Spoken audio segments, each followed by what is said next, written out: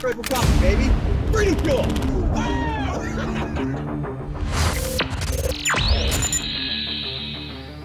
What have you been doing? I don't know, being angry at the internet. Why are you so angry at the internet? I would say I'll rephrase that. Yeah, please. I'm not angry at the internet, but I think that we are not putting enough pressure on these shitbag journalists, like reporters. I watched a clip this morning on MSNBC, like all these mainstream, like national, like anchors, like we just need to be bodying them. Like we're not bullying them enough. Like, because again, like they have this pretentious demeanor about them that they know more than everybody else. And that couldn't be further from the truth. Like, what do you mean that little like russet potato? What's that? Sveltzer? Who's that? It's all of them. Retard. I mean, you got all your cast of CNN. You know, you've got the moderate. like just take. Why are you watching CNN? I'm just looking at highlights. I'm watching this stupid bullshit that they say. Like, I mean, take the vice presidential debate the other day. Look at those moderators, those two women. It couldn't be fucking dumber.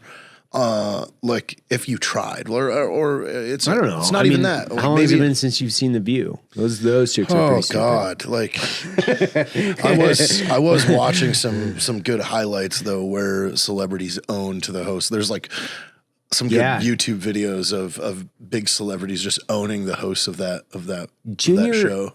Junior was in town this weekend, and like he was telling me the story about how when he did his book several years ago, right? He went on The View,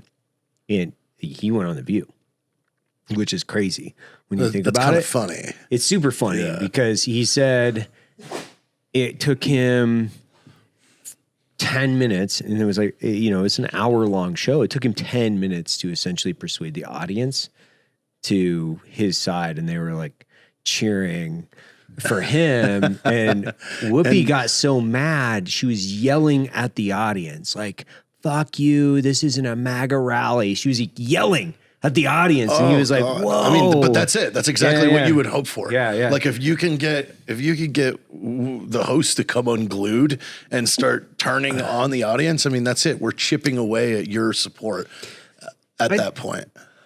I think they're so irrelevant at this point. Mainstream media is so irrelevant.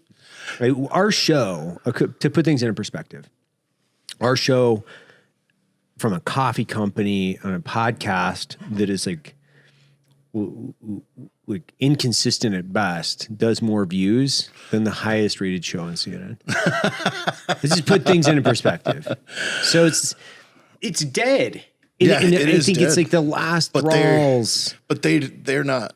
They don't carry themselves like that. That's the thing is they're so out of touch. Like specifically the clip this morning that got me all riled up is MSNBC.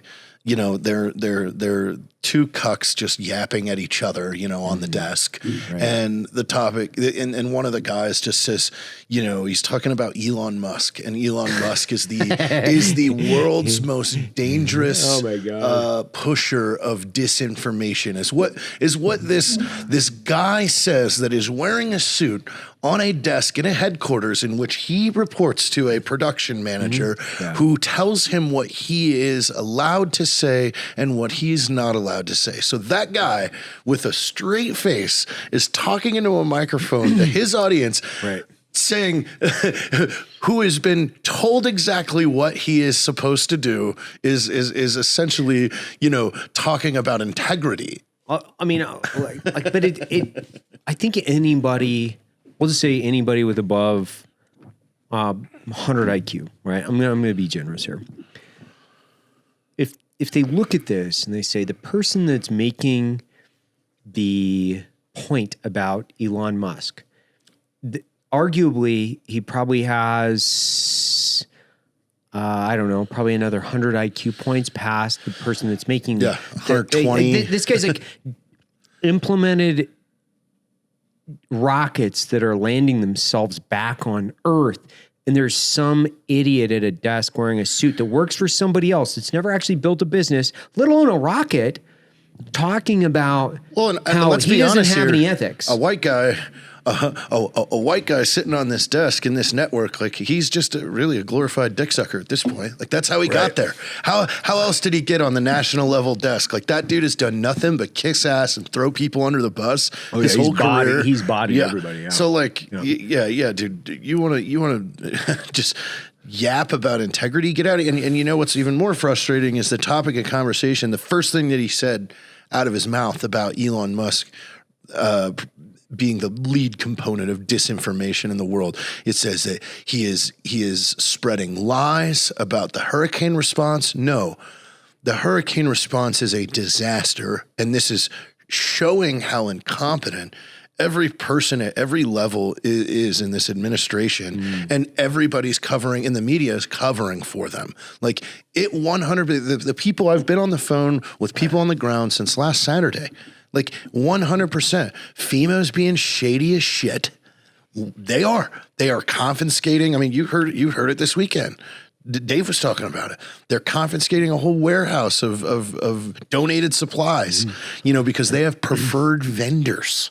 Like, and the people that are trying to speak out on this are being discredited by mainstream media. Why don't you want that? Why wouldn't you want that report? Like, hey, the government is actually like inhibiting support. Like the governor of North Carolina refusing to allow the C2 and command and control efforts to be transferred over the DOD so they can handle this, all because of his ego.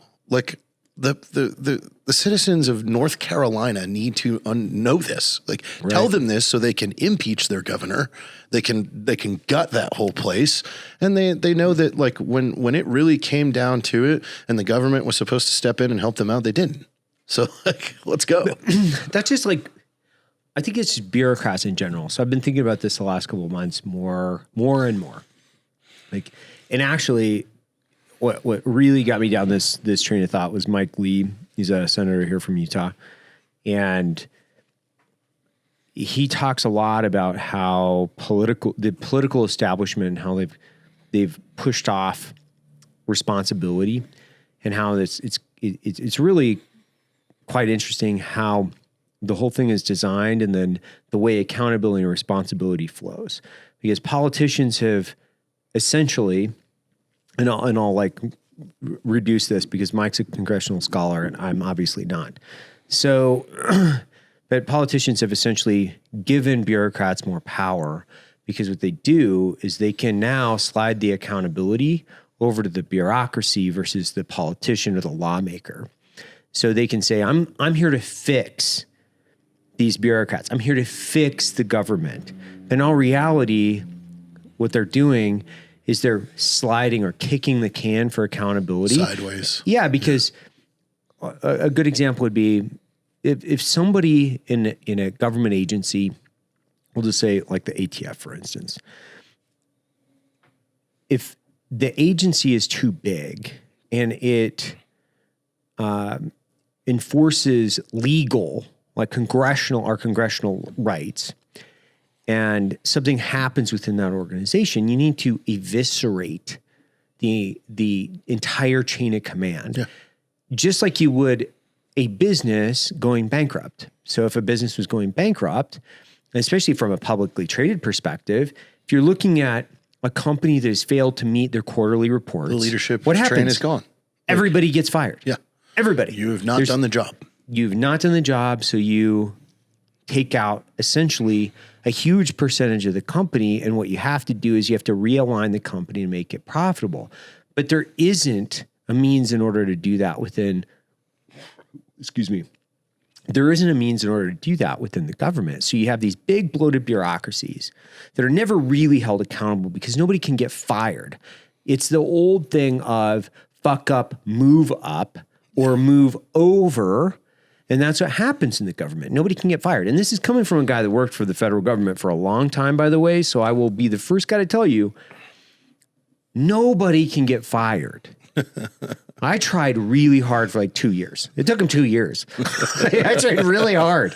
And it's like, and it definitely, if you're in a protected class, not a chance in hell. Yeah. Like you could, I used to joke around about it. It's like, man, you could literally like show up. Actually, not even. I won't even joke around. I'll give you a pointed example. One of my buddies who works at the agency, they were complaining about the amount of time that he actually spent in the office, and he was like, "Listen, my job is in the field. It's not in the office. I have nothing to do in the office." And they said, "But we need you to come into the office." It was, "But I don't do anything there. There's nothing for me to do." Yeah, I don't even have a computer. He has a terminal, and they're like, "But we need you to come in." He goes, "Okay, I guess I'll come in." So he came in, and he would fucking read a book all day long. And they're like, "You can't read in the office." And he was like, "But you need me here." They're like, "Yeah, we want you here." And he's like, "Well, what is considered here?" They said, "Well, you have to be signed in through the, through the main gate." So he would drive into work, park his truck, and read all day long, and then turn around and leave at 5 o'clock. And then he got a good report. He got a good report. Oh man, dude, you're here all the time. You're here all the time. Yeah, this is it.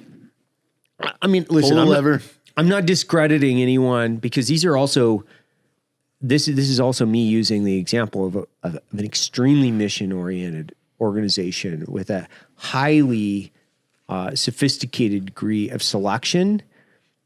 So it's not indicative of the rest of the government. I mean, most of the government in which our tax dollars go to pay for is extremely inefficient. And it's not cost effective. It is incompetent. And if more people would understand that when you forfeit your liberties and or your individual rights to the low IQ public officials and politicians within your state, your city, and your federal government, you are fucking up. There's a lack of accountability. This is why I'm saying people need to be mad. Yes. You need to be mad because Asheville, North Carolina was destroyed. And, storm settles out. People, all these civilians are going in to provide rescue efforts. By Monday of last week, there was an entire rescue squadron, PJs, parked maybe 60 miles away with all their helicopters, like UH-60s that are fucking mobile hospitals, right? With some of the best medics that you can have. And they all just sat and they waited. Why? Because they needed Title 10 orders to be signed that says that it could go in and help the effort. Yeah. And that order wasn't signed until Thursday afternoon. So if you are sitting in your house without power, without nothing, and you've got young children that are injured or starving or anything, and you knew that just 60 miles away was the help that would have saved you, but they were parked because of a paperwork issue. This is why we need to gut that fucking garbage. I think these are good. These are really good conversations, because really what we're talking about, you actually have to downsize the federal footprint to get the efficiencies that you need. It's called bloat and inefficiency.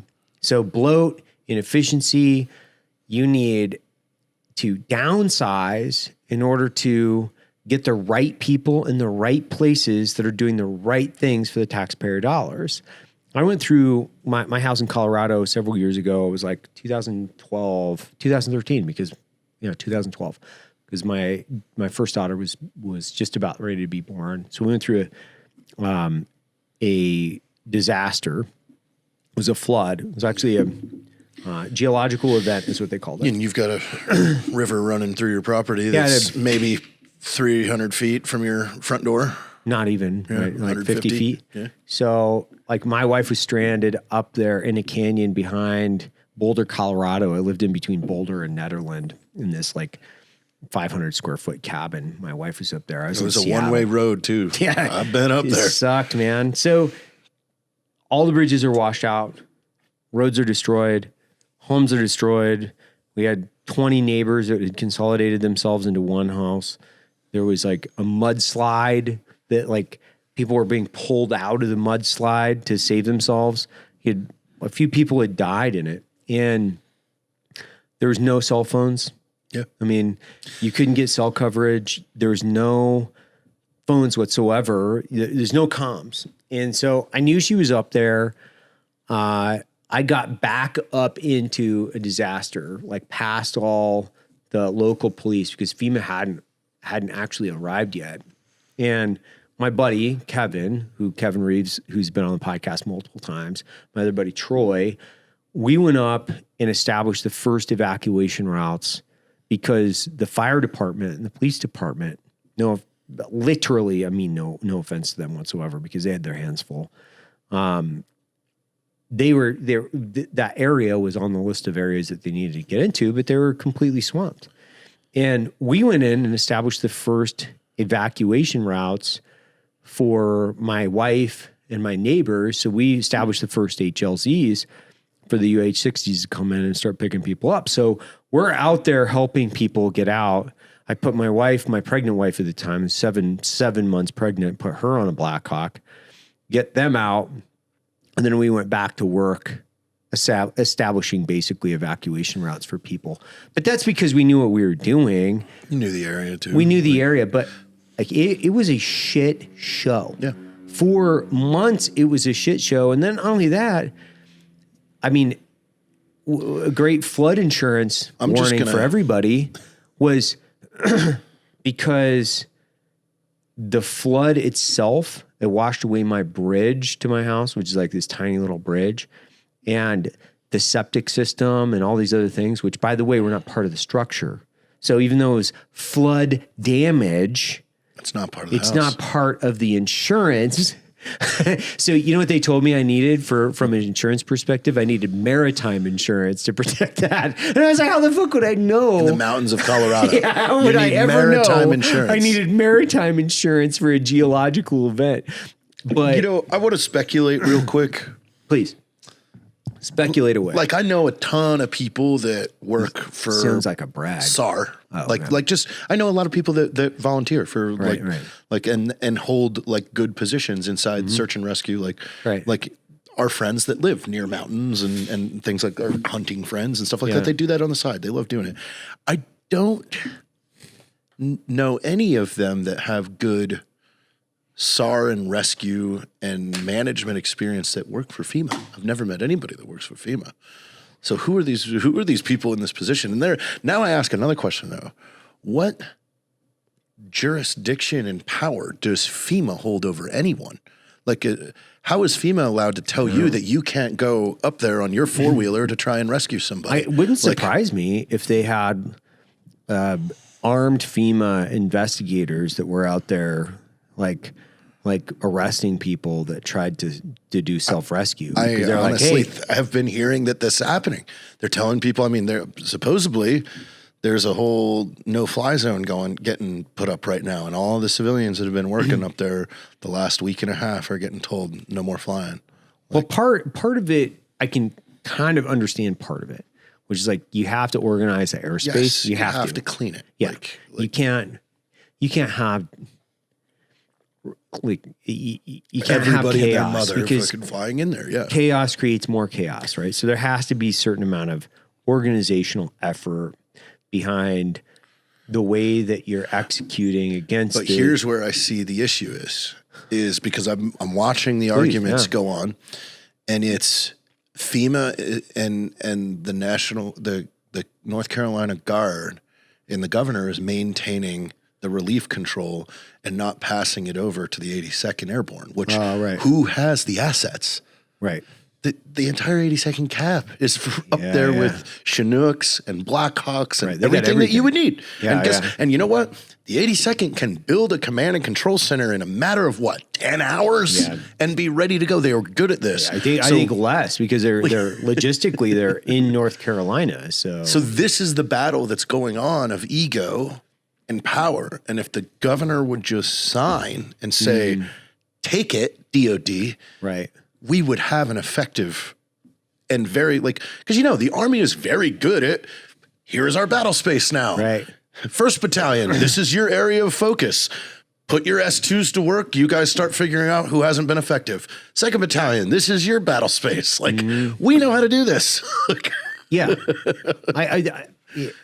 I think out of all the things that the military is really good at, establishing forward operating bases in a time of crisis with a heavy logistics and support network that can not only reinforce what they're doing, but also prioritize, triage, and execute against the way that things are being, like, people are being saved. They do it extremely well. They could have done this Monday because the 82nd is on Division Readiness Brigade, meaning that, and also we're talking about a 60-minute flight away in a helicopter from where they're located. Yeah. Like, but here we are a whole 7 days later, and they're still arguing over who's in charge. Well, I think that's probably, a lot of this comes down to, there's this disconnection from what I will say is like the political elites and the people that actually pay the bills. And the political elites and the bureaucrats, when I say bureaucrats, not all bureaucrats are bad. Like, I know. A lot of you guys work for federal law enforcement or law enforcement. I'm not saying everybody. I'm saying there is a certain amount of inefficiency and complacency that needs to go. It just has to go. And one of the big reasons is that these guys need to understand what it's like to be hungry again. You know, they're in these, like, you know, federally protected or state protected jobs. And, you know, when I was talking to, like, go talk to Greg Anderson, right?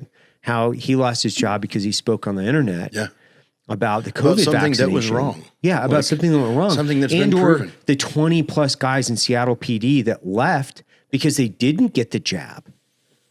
Well, I mean, the good thing is they don't have, you know, showing signs of, you know, myocarditis. But the bad news is they had to leave their jobs. But just to emphasize on that, because I've got a JTAC buddy that for the last like 15 years became medical, like really, you know, skilled. He specializes in using the sonar? What is that thing called? You know, when they an ultrasound. Yeah, an ultrasound. Like, he's an ultrasound tech for hearts. He says the cases are through the roof, but he is not allowed when he scans somebody, he is not allowed to cross-reference the vaccine. Like, that is a hospital rule. Like, these are the things that people need to be hearing. Like that this is a massive cover up. It's a massive cover our ass. Ooh, we messed up. Yeah, and you think about this. This is 4 years, right? All of these things have been debunked. It was the largest, we'll say. You even have Mark Zuckerberg coming out and saying, you know, we were kind of wrong on this one. But when are people going to learn, right? I love that old poster of, I think it's either the Navajo or one of the tribes, and they're all standing in line with their muskets, and it's like the original Homeland Security, right? And I just, it's like, trust the government. Yeah. Trust the government. It's really worked out for everybody in history. So if you don't have a high degree of speculation as to, or skepticism as to what's going on, if you're not a skeptic, you know, it's like trust but verify. But then once you verify and you find out, you've got to fire people, put them in jail. Is again, like, we all need to accept that this is all just some ego power play, because what does it hurt the president on Monday of last week to go, hey guys, this is a national state of emergency now. DOD's coming in 82nd. Your Title 10's signed. Go ahead and start saving people, please. Like, that literally is a 10-minute fucking conversation. But that requires leadership. Like, the unfortunate reality of this is it requires leadership. And when there is no leadership, like, things evolve into a quixotic, chaotic, like, quagmire of inefficiency. And you let the kids, when you this let is just the kids, it's a play toy. It is, but it's like, it reminds me of like, when you have all these egos that are continuing to argue over bullshit and you have a lack of efficiency or execution, it reminds me of like letting the kids be in charge of the circus, right? Or the fair. It's like, dude, if they were in charge of this, like it would be really crazy, fellas. But that's what you've done. I mean, to your point, you brought it up like multiple times on multiple shows. You had a sitting congressman talking about the island. Like, aren't you concerned with when you build you put too much stuff on an island, it might tip over? It might tip over. Jesus. And you're like, my God, man, there needs to be some type of IQ test for these guys or like some type of general knowledge of like weight physics and the way the earth works. Fuck, I don't know. Why aren't we allowed to just behaviorally, like that's one of those things where like you stop right there and say, hey, today's your last day. You're unfit for the job. You need to go pack all of your things. We are not going to get in the conversation on whether or not an island is going to tip over because of too much weight. You need to pack up, and we're going to hold a special election for your district because these people need to choose wiser. You said something so stupid. You're unfit for service at this point, or crazy. So you're done. Like you're just absolutely done. Now, okay, it's Monday, the 7th right now. Who knows when this will air, right? A month from now? No, this will be on like next week. This will be on next week. Milton was just or we upgraded. can get it out like tomorrow or Wednesday. Yeah, we'll get it out Wednesday. Well, Milton was just upgraded to a Category 5. They're thinking it could become a 6 before it hits Tampa. And it's on the way. And we haven't seen a 6 in 100 years. Wow. So really? This will get interesting because I've thought of this for years. Like, this sets us up. Like, if this thing blows through Florida and fucks it up, you've got a mess in North Carolina and Northern Tennessee. You got a mess in Florida. We are wide open for an attack. You put one over in Washington or Washington State or something like that. Yeah. Like, you've got military response pushing in and I mean, honestly, like from a tactitional standpoint, if you did something in a bordering state, so the resources are battled over now because you don't know what to. Like that. Like we're wide open right now. Mm-hmm. Like right before an election with 3 countries that are really unhappy with us. 3. Wow. Well, 3 big ones. 3 big ones. I would go Iran, China, and Russia would be the 3 that have the smarts, resources to conduct something large, or effective, like with a solid plan. But I mean, this isn't good. No. I think like my big concern is just like get out and vote. Like you have to affect the election. I think you just, especially for vets and people that have like been part of, the Iraq and Afghanistan wars over the last 20 years, like you don't get disenfranchised. Get out and literally get out and vote, because 4 more years of this stuff, man, like, dude, I don't know if our country is going to hold up. Dude, if you want information, make phone calls. Like, don't look to meme pages and the social media for you to get your talking pointed facts. Like, find somebody that's out and that was out in Asheville this last few weeks and ask them. Like, straight up, I spoke to probably 20 individuals that are in different parts of that area on the ground. All 20 said the same thing about last week. They've seen no government helicopters, none. Like there was 1 or 2 National Guard 60s, and that was it. And then one of our very skilled JTech buddies was down there, and he said the guard birds that showed up didn't have sling-on capabilities. So what are we supposed to do with this? Like we need to grab things, we need to deliver them, and then we need to pull things out. Like, come on, guys! That's wild, like, man. We just spent 22 years at war doing this. What's going on? Well, it's perishable skill, right?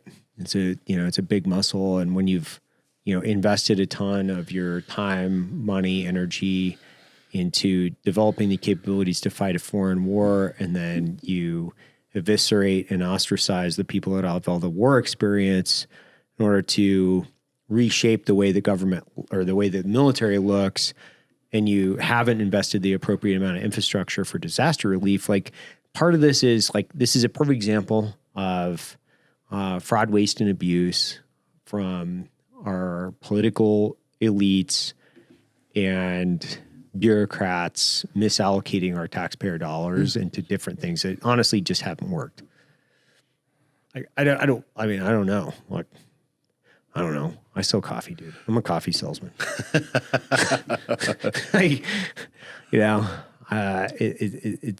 I'm not to the point now where I'm like, I'm so disenfranchised with the process that I'm not optimistic because that's just not where I am. I think that we can still affect like local, state, and national elections by getting out and casting votes. I still believe that. And maybe that's like, for us to win, I say people like us, for us to like win. And I mean, everybody knows I'm a conservative, so it's not like it's a secret. So it's like, I do think that if we're 1 point ahead in the polling, we got to be 5. Yeah. Like the scale just has to be disproportionate for our side per se. You know what I tell people too is like, regardless of your, the opinion on optics and stuff like that, I keep saying, I'm like, if you could learn anything from the last like 8 years, the world needs a dickhead to keep them in check. Yeah. Like, guys, you got milk toast and fucking and tree frog fairy dust over here. And what did the world do? They were like, the 1,650 nuclear weapons over there is asleep right now because he just got done with his ice cream. I'm gonna poke these motherfuckers. Like, and they've been wanting to fight each other for how long? Like, it's all popping off because you don't have an asshole saying, stop it. Right. Stop it. No. Right. We'll thump you. That's it. I've listened to people be like, oh, well, he was such an asshole. He would threaten people with bombing them. Yeah. You have to do that. I'm sorry, but that's the only thing some of the Middle Eastern countries respond to is when they say, well, I want to kill all the Shias and we just need to get rid of them. We go, no, we will bomb you. And they go, oh man, come on. And then they're like, are we really afraid of them bombing? They go, they got better weapons than us. Like, we're strapping them to our bodies and running in there. Like, these guys can just do it from, Indian Springs, Nevada. I can't literally with a remote control. I don't know. I don't know if it's a good idea. Maybe we should like rethink this process. So I'm sorry, you just need an asshole. Yeah. Like, you need somebody that's not afraid to, threaten a few world leaders. Yeah. I don't disagree. So shifting gears now. So September was elk season for me. So I've been really pounding out a few miles. Heston, the producer. Heston, the producer of the podcast, that he was out walking around with me in the woods last week. So it was me, Tim Kennedy, Andy Stump, Clint Trial, Logan. We were all out there trying to chase these things around. But it was like, it was really good, man. We got out in the field. We put in a few miles. I thought it was interesting from a combination of perspectives, which is like, it's fucking hot as hell this year. And it's hot everywhere. Dude, it just seems like it's hot, Tennessee's been hot, like Florida hot. Here, Salt Lake hot. Is it just like us getting old where we're like, oh my gosh, it's so hot? And I'm like, is it? Or is global warming real? I get mad. I get really, really mad where I'm like, dude, I am so angry at the heat. And I think it's like, that's the PTS that I have. It's just like, it reverts back to like, Basra, where it's like 130 degrees. And like, oh my God, I hate this so much. The sand just reflecting that heat up to you're wearing like 100 pounds. You're literally baking. It's like, I'm like medium rare right now. Yeah.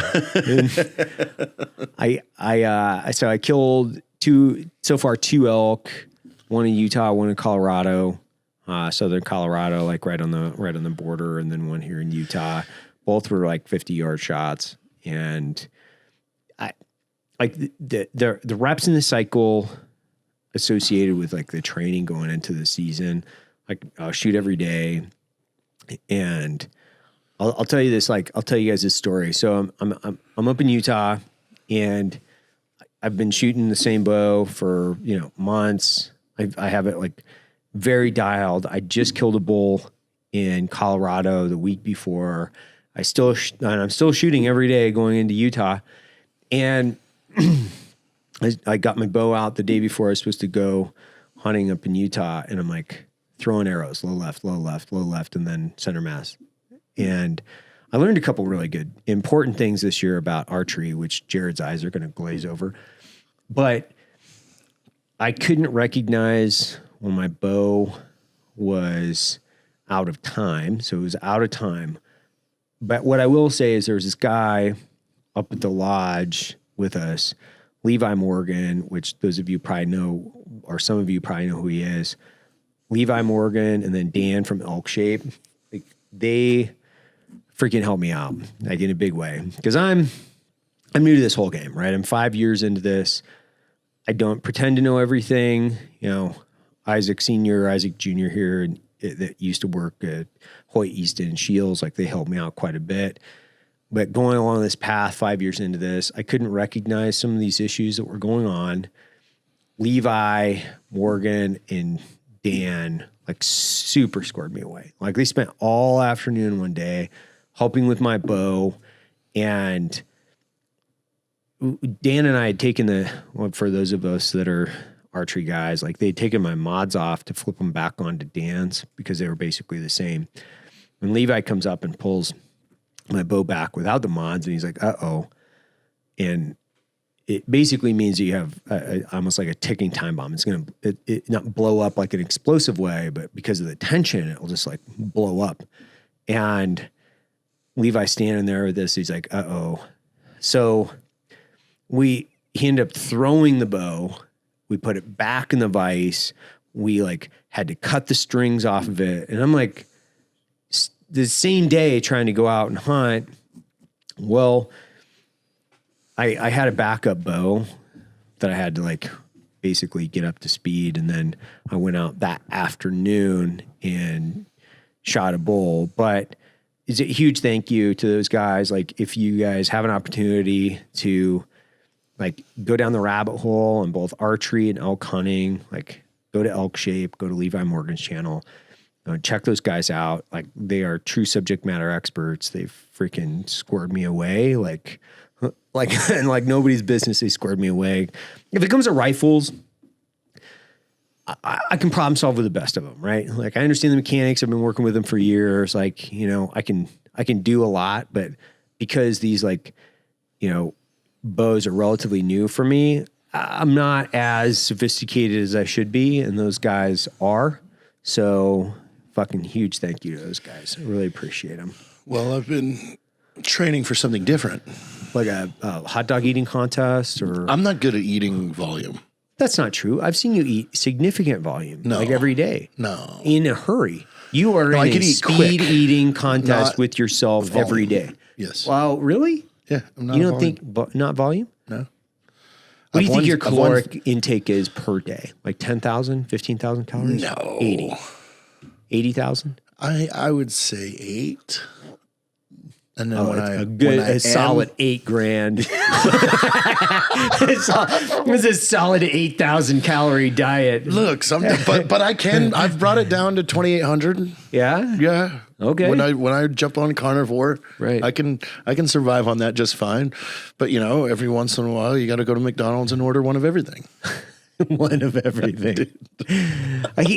How many years ago was that when you did that chicken nugget challenge? That had to be 2019. Or no, 2017, 18. 2017, 2018. How many did you eat? Do you remember? Well, it was 26. And you only ate 26? But that was in 90 seconds. Right. Oh, that was my whole thing. So I told him I will eat more in a minute and a half than any of you guys can do. Did you win? Yeah. You did? Yeah, absolutely. Oh, yeah. They all didn't realize how difficult it was. Oh, yeah. See, I wouldn't put my money against you when it comes to speed. There's no... I did 5 McDonald's cheeseburgers in under 60 seconds. Yeah. I have zero doubt. I've seen you eat, like... It's interesting because you'll sit down, you'll get your food, and I'll be like, maybe putting like a napkin in my lap or taking a drink of water, and then Jared will be done. That'll be it. he'd be like, "You ready to go? You ready to go?" And I'm like, "Dude, I haven't even started my meal We yet." went to Market Street Grill last night with Vincent Marcus, and we got the king crab legs. Yeah. And I was dipping mine in the clam chowder. And he was just dying. Like, I was like, what? Like, That seems good. Crab and clam chowder is great. That seems great. Well, okay, so what are you training for? Oh, I was preparing to like do our first live concert. So we did one in June and we did another one 2 weekends ago, and it was great. Like, but that was something different. Having to get up and sing 11, 12 songs at once, like that's difficult. I've never been able to do that. And it took, you had to do it. I had to do it every day. Like go and run through it. Like, and your voice actually gets stronger and more stamina and things like that. Like, so it like took time to get ready for. Yeah. Like, how many people were there? How many people were in the concert? Usually 200. Yeah. Because the handlebar holds like 240. Okay. We've got 200 were there. Yeah. Like it was a good showing. Right. They were wild and rowdy too. Were they? Yeah. Like it made me sing even harder. I ended up blowing my voice out on that one because I just said, let's go. That's cool. Yeah. So like, what's the most popular song you guys have right now? Or I guess like, what are the things that you like about it? Well, it's these guys, the kind of fun backstory about this is when I was just a video dude, I filmed their first music video when they were a metal band in 2009, 2010. Me and Gary Stevens did it together. Yeah. And then over the years, they've all changed. Like they were metal specifically, and they swapped around and became another band called Arson Wave for a while. And then in 2020 became This Saturday, which is the name of the band. And they had sent me their new stuff, and I was like, oh my God, this is great. I want in on this. They came out after I'd built my studio in Bernie, and we did 6 singles, and after those were done, they kind of turned around and were like, why don't you just sing for us? So that was in 2020.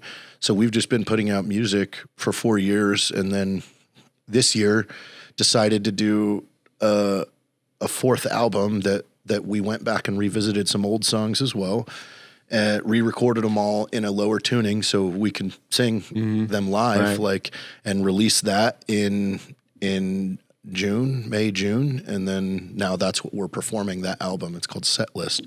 Our most popular is our Danger Zone cover, which is like a more metalcore style, like that. Everybody seems to love it. It's got over 1 million streams now. So that's cool. Yeah, it did well. Yeah, it's always interesting because like people ask me, is Jared crazy? And I would say yes. Yeah, fair. Yeah, he's crazy, but he's also one of the most creative people. Like, I mean, like we've been partners, like business partners, for 10 years, and I think it comes like as a shock to some people because we talk every day and we have for 10 years for the most part, like sometimes 2, 3, 4 times a day about random shit. Sometimes it's like, check this out, this is fucking really stupid, to, hey, this is cool, what do you think about this? Maybe we should try to do this. And sometimes we're just like ranting about, something stupid that's happened in the company. That was it. We spoke in front of a bunch of business owners last week, and oddly, like I did not expect that many queries. Like they kept asking us how we, they're like, you guys have been in business together for 10 years. Yeah. How are you like this? How do we just sit here and enjoy one another's company? And the super funny thing is like Jared and I checked into this hotel, and I was like, yeah, we'll just get 2 beds. Well, that's fine. Like I don't really give a shit. Neither does Jared. This was our old adage back to 10 years ago when I would pretend that the hotel was totally booked. Yeah. The story that he's referring to is like, so I go down to Range 15. Jared said when we're shooting the movie Range 15, and Jared told me, he's like, yeah, there's no more rooms, so you can stay with me. And so for what, 2 weeks? Yeah. So for 2 weeks, we're sharing a room, and I'm getting ready to leave. Literally the day I'm leaving, and the manager was like, oh, are you checking out? I'm like, no, I don't have a room. He goes, no, you've had a room the entire envelope with your name on it, the keys. And I'm like, what the fuck, man? Are you serious? He's like, I just don't like to be lonely. Okay. And I was like, yeah, I mean, okay, I get it. So I have the ultimate Guerrilla ideas that I'm just going to tell you on the show now because I've been stewing on this all night. Yeah. As like a grassroots guerrilla marketing campaign that's going to get a lot of attention. So I got to explain some of it. Right. All right. You know what Kick is? No. It's the direct competitor to Twitch. Okay. So Twitch, sure. live streaming. You can live stream yourself playing video games. You could live stream podcasts.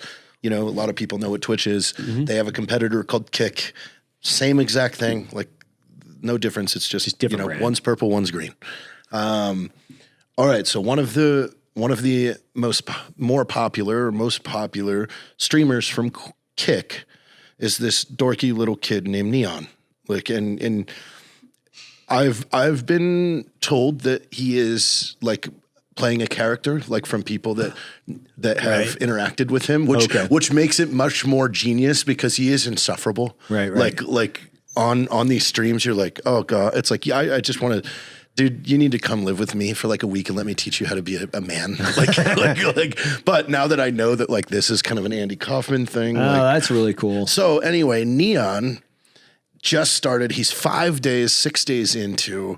He grabbed 7 female streamers and 7 male streamers, and he's locked them in a house in Hollywood, and they have to be there for 30 days. And this thing is rolling like pretty much 18 hours a day, and they have this massive backyard with a pool that faces Los Angeles County, right?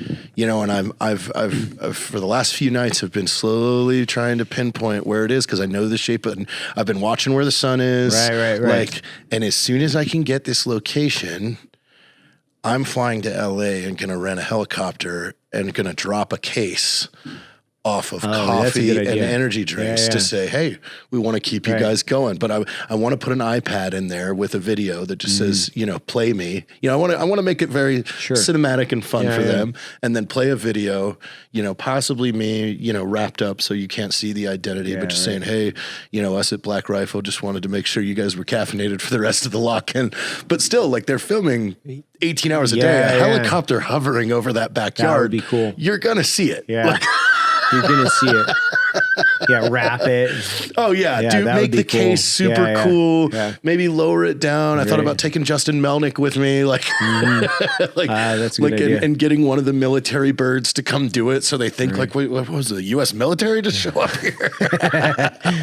Oh, that would be cool. But I just need to find this house. So... Anybody have any ideas? Yeah, please if you reach out over to Jared. Kick and jump on Neon's stream and see if you could find some clues as to where that place is. Because I'm just slowly, going through because again, it's at the top of a ridge line. Yeah. So I mean, there's only so many spots. And I think I'll be able to find it. Probably. I mean, I don't know why you wouldn't be able to. With enough research, you should be able to do it. You just gridded it out and started looking and checking pools and stuff like that. So what was the deal with so I noticed and everybody else has noticed, so you just went full sleeve in less than a year? When did you start doing all that? This was December. Well, the whole thing is the reason why I never got tattoos is because number one, time, and number two, I was designing. The whole thing's been designed. I have a Photoshop file of everything, all the way that carries over here to here, up here. So I just built it out. And really it was knowing that we were doing a lot of stuff with the music that it was time to jump in. Do it. Because specifically the fingers and hand looks really good on camera when you're singing into a microphone, because light reflects off of it. It looks dark. You can pull the contrast up and it just looks cool. So yeah, I was just trying to go red, white, blue. Right. Well, that makes sense. Because some people ask me if you lost your mind. I've gotten a few of those. Is Jared crazy now? And I was like, he's always been crazy. I don't think he's any more crazy. No, everything's deliberate. Everything has a plan. He's always been crazy. It's just now he's also he's in a different phase. From here all the way up is the same. This is the same guy. I went to junior high and high school with him. Played football with him. His name's Chad Smalley. He's out of Boise, Idaho. Oh yeah. Do you go up there or do you fly him down? No, he comes down. Oh, like, cool. so I mean, to have, like, that was another thing too, is like with tattoos for me, it was, I like the stories. Like all these are my call signs from deployments to different pieces, you know, and then having the guy that actually did them is somebody that I've known my whole life. So it's just like, again, deliberate. Like, I got a plan. Yeah. What's on the inside there? Is that like a bandito or something? That's the Hustler logo for the Seventh Day Sauce. So another call sign, Wolfpack 2-3, Havoc, Snake Farm, Lincoln's Box Seeds, Danny Sanchez, you know. Okay. Yeah. Yeah. My kids always ask me, they're like, what's on the inside? Right. And I'm like, well, that's the Idaho. Yeah. It's like, when I decided not to like when we moved to Texas, I was like, I don't know if I'm going to be back in Idaho at any point in time. So I might as well get a tattoo on my arm, in the sense of like, you know, where I wanted to move the company and then where we actually like moved were two different things. Well, I was okay with Idaho. Oh, I know. I think we were more concerned, like, you know, we wanted to build coffee shops. So I was trying to make the right decisions for the company versus me. Because I'm fine with Idaho. Everybody knows I'm like super fine with Idaho. And like, you know, growing up there, you know, being like a third generation Idahoan, yeah, I love the state. It's funny. I was having this conversation with my neighbor. She's like, well, where are you from? I'm from Idaho. And she's like, most people I meet from Idaho really love that state. And I was like, I flipped over my arm. She's like, oh, I see. And I was like, yeah, kind of. You guys are like Steelers fans, but to your state. Seriously, yeah, it's like so weird. It's so strange. Because you just met Misha Tate's husband, and he was like, oh, I don't know. I was so funny. It's so funny. Yeah, Misha Tate was in the office the other day, and her husband's sitting over there. And I had no idea who he was. I was just like walked over to him. I was like, hey, what's up, man? What are you doing? What are you up to? And he's like, I'm just sitting here from Idaho. It's not a big deal. I was like, yeah, I could sense it. You totally sense it. But how cool is she, man? She was awesome. Again, she was like, cool. I've watched you guys do really cool stuff. I want to do cool stuff with you guys. Like, you're invited. Yeah, you're invited. We had a good time. We had a good time this weekend. We were at UFC 307. Yeah. Like Diesel Brothers. Like we just invited a bunch of like crazy people. Vincent Marcus, Danny Duncan, who's you know already wreaking havoc the second we get there. Oh yeah, you gotta you gotta tell us some Danny stories because they're fucking hilarious. By the way, they're awesome. Well, first he tells me Danny's so much fun. By the way, like that guy is so funny. He is just naturally funny, and he's just completely ridiculous. And at the same time, he can be a pretty serious guy. You haven't experienced this yet because you've always had Danny's one-on-one. Yeah. But Danny is the real life 2024 version of Barnum and Bailey. Yeah. Like he collects this group of just wild characters. Yeah. Like, because I tell him, like, he asked last minute, hey, I would like to go to the fight. Can I go with you? I was like, yeah, meet me at my hotel at 4:45 and I'll call the car for us. And he goes, no, my guy will drive us. And like, so I walk out front of the Sheraton and there is his white Tesla with the giant longhorns on the hood. The back glass is completely smashed in. And just drooping down, like in the back seats. His driver's side view mirror has an arrow through it. Oh, yeah, that makes sense. And like the car, like the car is like exuding like 18 alarms and bells and things going off like when he turns it on. My guy will drive. Like I'm serious. Like Elon needs to like pull up the diagnostics of Danny's Tesla and just go, wait, what has been done to this thing? What has this guy done? Yeah. Like, because his Tesla truck has like 18 bullet rounds through the door. Yeah. Like it's just nonstop. So he gives us a ride. On our way there, at least 3 people that are driving realize it's him and start yelling. And what he does is he throws the Matador energy at them and throws it into their car and then tells them to take pictures with it. And so we get to the arena and he just pulls up on the sidewalk, in the grass, into a tree pretty much to get out of traffic. And as soon as we get out of the car, some woman is screaming at him for him pulling up on it. And he's like, hey, yeah, it's Delta. My daddy owns Delta. Like, and she's like, I don't give a shit what your daddy owns. He's like, oh, my grandfather knew Joseph Smith. Like he's just throwing Danny is the king of like dealing somebody an answer until they accept it or they just give up. Like, and yeah, so his buddy jumps in, takes the car away. We go inside. Like, we can't get 10 steps without everybody losing their mind. But the thing is like Danny fucks with people too. Like, and they'll be like, oh, my name's Ignacio. He's like, oh, that's my name too. And they're like, wait, really? He goes, yeah, dude. You didn't know that? Like, Danny Duncan's like my stage name. And they're like, what, really? He goes, nah, dude. Why the fuck would my name be Ignacio?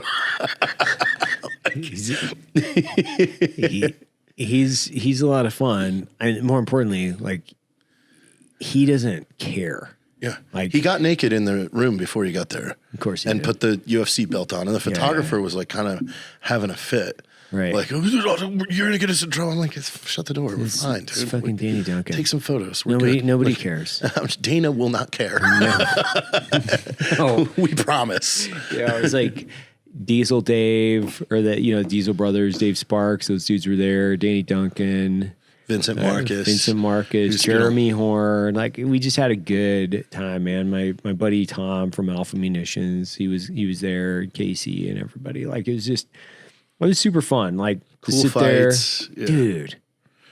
Like, Salt Lake is as much as I'm like a reluctant resident of Utah and the city. You got to kind of respect the fact that it's so close to the mountains. It's like, it's so close to like, it took me 12 minutes to get to my house down to the arena. Like 12 minutes. Yeah. That's like fight night. I drew 12 fucking minutes. It doesn't even make sense, man. Like, it's so easy to get around. I'll tell you what about Salt Lake is we showed up at 5:30 and doors opened at 4. The prelims start at 5. Yep. When we showed up, no one was in line at all. No. And I was like, oh, we're real early. And we get up to our spot and the place is full. Like, those fans came out here and they wanted to watch every single fight. Like, it wasn't, we'll go to the main card. No. That stadium was full at 5:30. Well, dude, I went to weigh-ins, and I went to weigh-ins in Vegas last year, and there was like, I don't know, let's call it 100 people at weigh-ins. Dude, there was at least 500 people there. Like, at least. It was packed. It was so packed. Like, every chair was full, and then they had a crowd like at weigh-in. I was like, whoa, okay. Well, that's Salt Lake legit. Is no joke. They like their fight sports. They like to fight. Like, my neighbors, even my neighbors, like, man, I was talking to him last night. I took my daughter over. There's like a elementary school not too far from the house, and we were kicking the soccer ball. And my neighbor's like, dude, did you see the fight? So all the guys are like super fired up about the fights. And like, I mean, my neighbors are awesome. They're all actually super, when I say all of them, like all of us that interact, like we get along great. And they're also like my age. They like the same kind of shit that I do. So complaining about the heat. Yeah. But fuck, it's hot, It's like, in Utah, especially now, it's like, people still, like, they still love this country. They're still like directly connected to their families. Like, they've got their priorities right. And they're like, hey, I'm going to be a good family guy. I'm going to plug into my community. I'm going to try to create positive value, raise good kids. So I think in a lot of these bigger cities, it's really hard to find. And I've been in, I've lived in different sections of this city, and it is pretty difficult, right? It's like everywhere you go, it's the flag from every color with like a, rifle in the middle with like the cross through it, and it's like, I don't even know what that means. Yeah. I don't even know what does that flag mean? It makes no sense to me. And then, they want to talk about the most obscure, nonsensical bullshit about how, your kid should be able to identify as 100 different flavors of ice cream on Wednesday, and then by Friday. I don't subscribe to that. You don't subscribe to what? Any of that. Like, no, I don't either. Yeah, I don't even pay attention to any of it. It's so like, stupid. We're done with this. Yeah. So it's just so stupid. And I've explained this to people on the podcast before. It's like, it doesn't matter. Stopped out. Just leave it alone, because it's just the dumbest conversation in America. And it's like one of those things where if you force yourself into the situation to talk about this stupid, this just completely ridiculous topic all the time, you're going to take away your brain space, your time and availability that you have to plug into the things that matter around things that truly don't matter. It's like social indoctrination and the most insane things that you can believe in.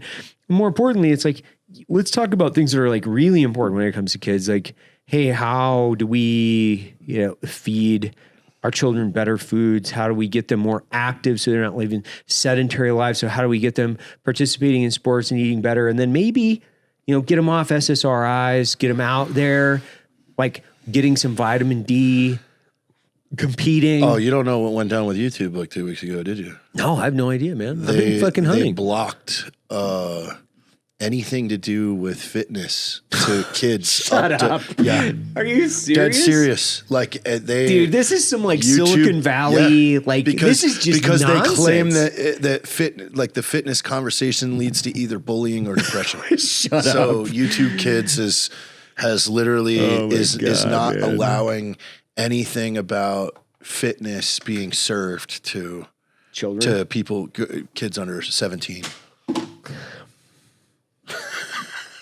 I will say this again. It's like they want us. Silicon Valley has quite literally infected the American mind with their like social indoctrination bullshit. It is the dumbest section of America, and it has a disproportionate amount of power to the point of which they have to like trust bust this stuff. Like they've got to break it up, man. Like that's the only way this actually gets any better. You think about it now. I think about this a lot because my kids are really active in sports and we keep them very active all the time. And we have these conversations with our kids like all the time. I'm like, you don't need to be the best, but you need to be the best at trying the hardest. Like that's what matters, because it's like rep after rep, going out and giving everything that you have and like, getting in the mix. But I don't care if you like, score 10 goals. I don't care about like, I don't care about those things. What I care about is, did you work the hardest? I want you to understand the value, the value of hard work and what it represents. And they're really active. And I don't believe in like single sport, like raising single sport athletes, because I think they have to have an eclectic athletic background. So if you're not going to take everything away and focus them on one sport to make them the best they can be, then you kind of have to make them the best at trying the hardest. That's just my 2 cents. But I was out at my youngest daughter's soccer practice the other day. Every one of these girls, man, they are like doing backflips and cartwheels, and like they are off the charts athletic. And I was so happy because that's happening. Yeah, every one of them is like just like happy, healthy, and athletic. A comedian was joking the other day that I heard. He's like, "You don't see kids in casts anymore. Why?" He goes, "You see kids in casts all the time." Yeah. Why? Because your parents would be like, "Get out of the house. Leave. I want to see you. Get out for a few hours." No, you fell off a cliff. All right, well, you're getting a cast. Like, you're getting a cast. You fell off a cliff. You were like I remember I injured my brother because I had bungee corded a rabbit cage to a wagon and put him in it and pushed him down a hill. And the bungee cords came off and and the rabbit cage tumbled. And he was fucked up. Yeah. And my mom was like, "What were you thinking?" I'm like, "I put a pillow in it." My cousin and I, he had this fire hose swing that we had tied at the top of a tree over a cliff, and we would we had a fire hose that we found. Yeah. Tied it to the top of the street. That's a good strong. And then I put a loop in it, and we would start at one edge of the tree, run across over the cliff, and then swing around the cliff like 50, 60 feet in the air to the other side. We were like 12 years old. What the fuck do we know about knots? We know nothing about knots. This is like one of the most unsafe things I've probably ever done in my life. If I would have seen my kids doing that, I'd be like, whoa, man, it would make me sick to my stomach. Climbing up there to tie it. What the hell? This entire thing was so unsafe. Like, so unsafe. But that's what happens. Swing out from the cliff. Like, we could take our 22s and go shoot, like, gophers in the rock pit. Yeah, my dad and his friends would shoot at each other with 22s. Yeah, and just there was a dangerous. big brawl that happened because his brother shot the ball off of their buddy's hat. That's how you get punched. I shot my cousin with a pellet gun one time, and he was like standing on the river. Like he was like fishing, and I like snuck down in the woods, and I was like laughing so hard, and I shot him in the arm, and he almost fell in the river. Which it wasn't extremely dangerous, but that was like the second and third order consequence or effects of bad behavior. I wasn't thinking about that, and he thought he got stung by or bit by a hornet or something, so he didn't know. So it's like his arm swelled up, and he had this big welt. I got stung. I got stung by a hornet, and I was like, "No, you didn't. I shot you with a I'm a marksman." Yeah, and I think my grandpa at the time, because it was just like the three of us. It was like my cousins and I were all about the same age. My grandpa at the time was like, "Well, looks like you can get even," or he's like, basically what he told my cousin was, "Stop being a pussy and just get even." That's what he said. Even. And I was like, oh, shit, that kept me on my toes, man. I was like, this dude is going to get even with me at a certain point in time. Thrown at you. Yeah. And, but that was his response. It wasn't like, he didn't like spank me. He didn't do anything. He didn't even say anything to me. He wasn't giving me any like favoritism. He was just like, stop complaining. He was almost more disappointed in my cousin for whining about it. He's like, stop whining and get even. And he shut up. I'm like, solid advice. Well, I mean, there were some firefighters out at my place a few weeks ago from California. And they said an alarming fact, I don't know region specific or anything, but they're losing record numbers of people coming out of the academy after their first real call. Seriously? Yeah. Like that they're quitting. Like even I heard this story that a young kid he didn't even respond to a fatality, responded to a compound fracture with a forearm, like busted in half with it out, and then wanted 10 days of psychological reevaluation time. And they're like, no, we have another call like that we're leaving to right now. Like that's not how this works, but it's like, they're weaker. Like, but I think that's the case with everybody, right? I think they're just like, we're all a little bit like, you have to force yourself to be as strong as your father, your grandfather, you just have to force yourself. Like society, like I could have taken a super easy path and been like just pathetically weak because there's no like true forcing function to go out and harden up yourself. There's not.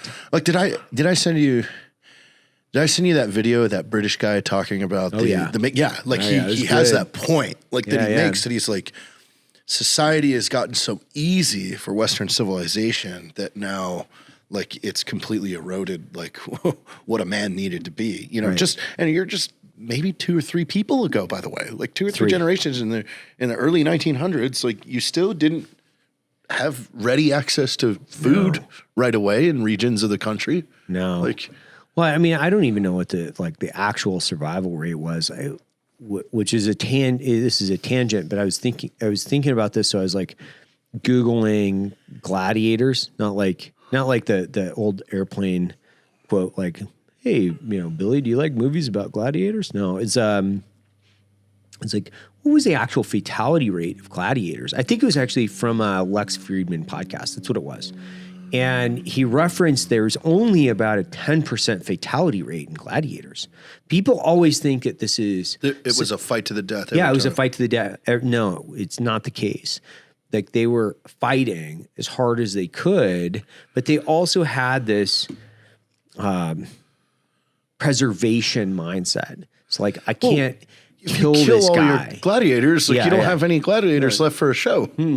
Like, and that's, I mean, Spartacus was a good, like, you know, they all lived at the same dojo, you know, essentially. Right. So they all trained together. So it was more of like a WWE. I mean, I think with so. Hardcore weaponry. Hardcore weaponry. But I was shocked. 10%? If you were to watch a movie and then take what you would think is historical accuracy from the movie and then apply that to like truly what you think of this, you'd be like, everybody dies, right? There's like one guy that lives, but really most of them lived. They're also like basically the lowest, which was interesting because they were the lowest portion of society. But then when you were a great gladiator, you were at the highest. So you would have like low of the low and the high of the high, all within the same social architecture, which I was like, that's fucking fascinating. And I don't even know why I was like referring to, what I was referring to is like the hardness of man. It's like that quote, right? It's like, hard times create strong men. Yeah, strong men create easy times. Easy times create weak men. Yeah, exactly. It's like I think about my like grandfathers and what they did for work and what they did in war, and they were just hard all the way around. They're just like super hard guys all the way around. They didn't really have they had to have been in fear, not only for their life, but multiple times throughout their life, they were put into scenarios that you can't even be put into anymore. My grandfather ran logs down a river. Yeah. Like in like the winter time, like whitewater fucking in like, wool clothing and like big leather boots and pushing logs down a whitewater river. For 80 cents a day. That's insane. Like right now you couldn't even get people to do that. But that is really unsafe. Like more importantly, like I'm not saying like you need to go back to that. I'm just saying like it develops a different type of person. And everybody complains about their grandfathers being like, jerks. Like, dude, these guys were probably injured all the time. Like I know when my back is messed up, like, man, I'm an asshole. Like I have a firsthand reality shift of like, I'm kind of a jerk. Yeah. Like, okay, so now apply that to the profession. Guy that probably had to build his own house. Yeah. Build his own house, like running logs down a river, getting messed up, smashing fingers, breaking bones, like, and then expecting that guy to be like, dad of modern era, like that's just not even, you're not even capable of doing that. They're not even considering the fact these guys didn't sleep. They're like sleep deprived. They're in pain. They're like, I don't know why grandpa was an alcoholic. He was an alcoholic because he probably broke his back in 4 different spots, like 4 different breaks and maybe like a femur and a tib fib. And he's like dealing with all this like pain on a regular basis. And there wasn't like a place you could just go down and go, hey, doc, give me a prescription and put me on some physical therapy. It was like, no, I've got to like maybe take down a half a handle just to go to sleep. I know. We had like one of the scene kids out in Pensacola talking shit about our show or band or whatever, because those guys have grown up there. But, this is a kid that's like 30 years old, never had a job outside of, an hourly wage, gauged ears down to, a blue hair too, like if you will. Cool. And I just said, I go, look, because I know the dude. And I was like, I could give him $10,000 or offer him, like, I will pay you $10,000. You get 4 hours. And all I would have to do is hand over my Tahoe with a dead battery and a flat tire and just say, you have to get this thing moved and parked in 4 hours. And this is it. Like you just, you have to do that. You have to troubleshoot this. And I 100% would not be able to do it. No. Like I could be like, you have 4 hours. You just have to get it moved and parked over there on your own with it running and it having a tire, not telling him, what the problems were. Like, I mean, to a certain degree, I'm like that. Like not like that. Like I can change a tire or change oil and stuff like that. Like fairly easy maintenance. But like my dad could fix anything. Right. So he that is just troubleshooting. Like that's I know what you're saying, but like my dad makes fun of me because he's like, oh, I can't believe you can't take your Spitzer valves out of there. You can't. Like, what? What are you talking about, dude? Like, my joke with my dad has always been like, he'd get into a truck. He's like, well, what kind of what engine or whatever? I'm like, it's a 66 valve, 26 liter engine. And he's like, you have no idea what you're talking about. I'm like, dude, I just put the key in and turn the thing, and if it runs, it runs. It runs. And if it doesn't, then I just go get a different company vehicle and have somebody else grab that one, right? But it is super funny because my dad gets like really frustrated with me because of my lack of care for like just engines in general. Like I don't have a passion for the internal combustion engine. Before engines were around, so like he has a direct appreciation for a good strong motor. Like transmissions didn't last 100,000 miles he first. No, and he's always comparing things to his first logging truck. He's like, well, this thing has more horsepower than my first. I'm like, dude, I have no context of what you're referring to. Like, I actually your first logging truck was powered on steam. Yeah, exactly. Yeah. But it does make for good comedic cannon fodder for my father and I to continue to go. I mean, do you remember his disgust when you and I talked about the bus not having the right amount of wheels? Like I thought his head was going to explode. The wheel to person ratio was off. We were like, this thing needs at least 20 wheels. Yeah. He's like, what are you talking about? Why would you? That's it. He immediately goes to anger. This is default why would emotion. you need more wheels? Well, because everybody knows you have to have every 3 people that you have on a vehicle has to have 1 wheel to every 3 people. So try your pickup truck, 4 wheels, hold 7, correct? Yeah. Like, see, everybody knows. He's like, that has nothing to do with it. That's not how this works. Yeah, it's like frame load capacity and transmission and weight. And you're like, dude, if you could just dial it back. I was saying that to the bus driver too. I'm like, hey, I'm just telling you, there's not enough wheels on this bus. I don't know if we can all these people. She was like, okay. Yeah, she didn't give a shit. She didn't give a shit at all. I can appreciate that. What else was I going to ask you? What else you been doing? You got Rally Ready. Are you going down there? When's your race? There's a race on the 26th. I don't know if I'm going to race or if I'm just going to ask Dave if I could be the 0 car. That sounds fun. Right. Like as much as I love rally racing, I'm just not really into breaking a car right now. Yeah. Like I've broken a lot of cars. Right. And then I got Cletus's race, which I'm the pace car, coming up on November 15th. So that's the 2.4 hours of Le Mullets. We'll have a great presence there with our expert pro drivers, Bucky Lasik and Jason Ellis. Oh, yeah. That's right. God, that's going to be so much fun. Oh, they're going to be a riot. I've got one more elk hunt, and then I'm done for the season. So hopefully 3 for 3 this year. And I've got Mike Glover coming on. So we've got a good lineup podcast in the next couple weeks. I'm ready to sign off, buddy. Let's go. Let's go.